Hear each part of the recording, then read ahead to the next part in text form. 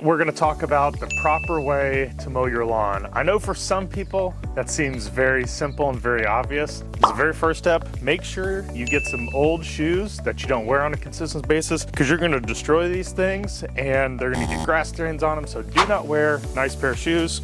So let's get these guys on here. Get them nice and tied up.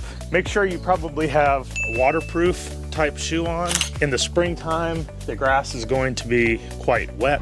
So I wear old hiking shoes. And we're gonna talk about the grass a little bit, how often you need to mow, how tall you need to mow, and a few other things to get you going. All right, so let's talk about this lawnmower a little bit. This is a very basic push mower, one that almost any homeowner is going to have. A couple things that you want to check before you get out to actually mow the lawn. Right here is your gas. You want to make sure that that is full. Make sure you get a gas can. You make sure your gas is totally full. Check your oil, which is right here. Make sure that you have plenty of oil in it. And if you don't, make sure that you put enough oil in it to get it to the line on the dipstick. The reason you want to do that is so you have plenty of oil in the engine. If you look over here, this deck height right here is about where the mower blade is going to be. So if you measure this, right now it's at 3 inches. Well, I want to mow at 4 inches. So all you have to do is you move this, you move it up.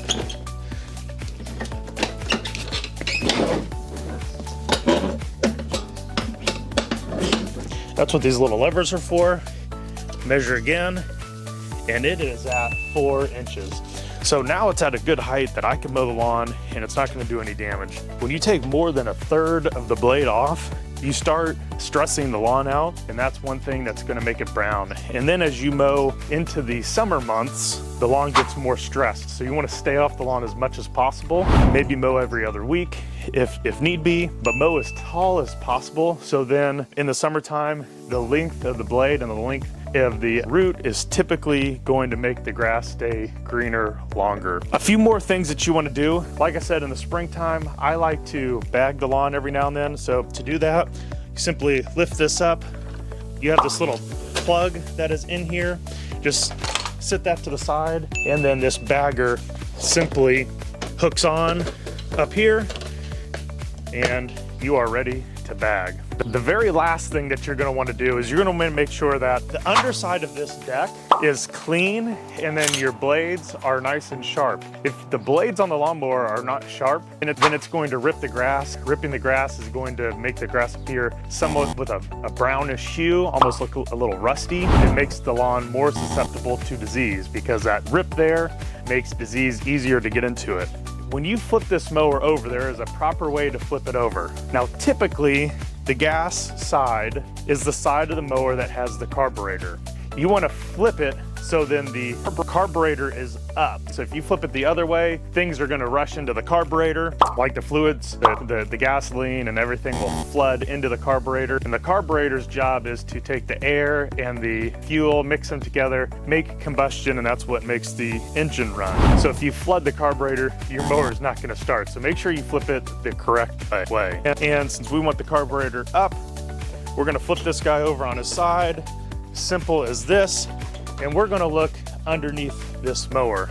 Okay, so we don't have a lot of stuff underneath here. If this was all built up, you would wanna clean this out, throw all the debris in the trash, and also make sure that these blades right here are nice and sharp. If they are not nice and sharp, all you have to do is simply take your lawnmower to a lawnmower repair shop like Broad Ripple Mower Repair, and they can do a full tune-up on your lawnmower and sharpen your blades, make sure you have enough oil in it, and everything's good to go. So typically pre-season, before the first couple cuts of the season, sometime February, March, make sure you get your lawnmower to a lawnmower repair shop, and you will want to get it all tuned up ready for the season. Typically for a homeowner, property of my size, less than a quarter acre, getting it tuned up once a year is typically sufficient. Sometimes halfway through the season, your lawnmower blades will become dull, and then you'll want to take it in. Your lawnmower may get a little old, like this guy is. Sometimes he has a hard time starting. Even though there's plenty of gas, everything's good to go. I could take this and get a tune-up and have the carburetor cleaned and all that kind of stuff, but here's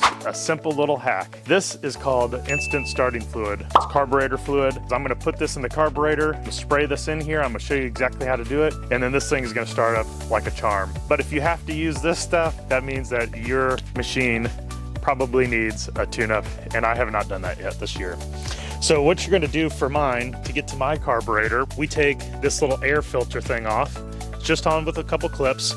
Here's your air filter, super nice and clean. Make sure your air filter is always clean. If it is dirty, you can just do one of these and clean it out. Maybe use a vacuum, clean it out, but don't take it and bash it on the ground. Now, inside here, I know it's really hard to see, but inside here, there's gonna be a little hole, and I'm gonna just take this stuff and I'm gonna spray it right in that hole.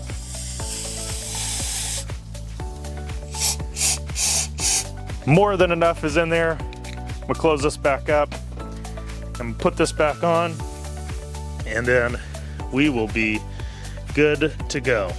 All right, it's all locked up. Mower's ready to go. We're gonna get off and we're gonna start mowing, and I'm gonna take you along for the journey. One last thing. When you're mowing, make sure you get a nice pair of headphones, listen to some tunes, and it makes the mow go a little faster. All right, so now we are mowing in the backyard, and you notice we have a fence, but anytime that you mow, you wanna take every part into different sections. When I start out, you'll notice that I'm gonna do a perimeter pass. I'm actually gonna do 2 of them, so it makes it easier to turn. And then as you're turning, you don't blow stuff into the mulch beds when you make perimeter passes. And then after that, we're gonna start going up and down. And if the grass is really long, you may need to go up and down one way and then up and down the other way. But today, I think we just mow it one time and we'll be totally fine. So stay tuned and enjoy the mow.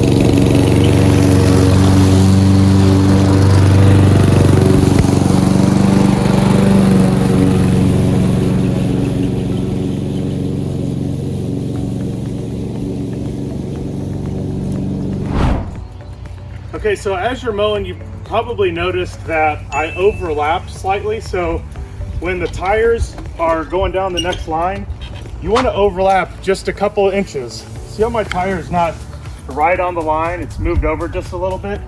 And that helps prevent any of the stragglers from showing up.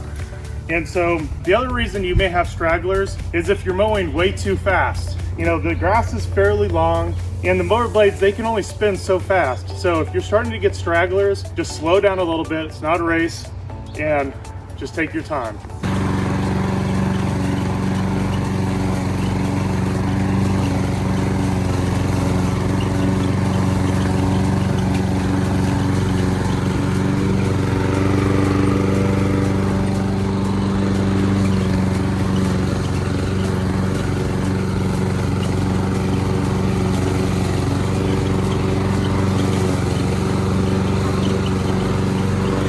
All right, that's our tips for how to mow your lawn.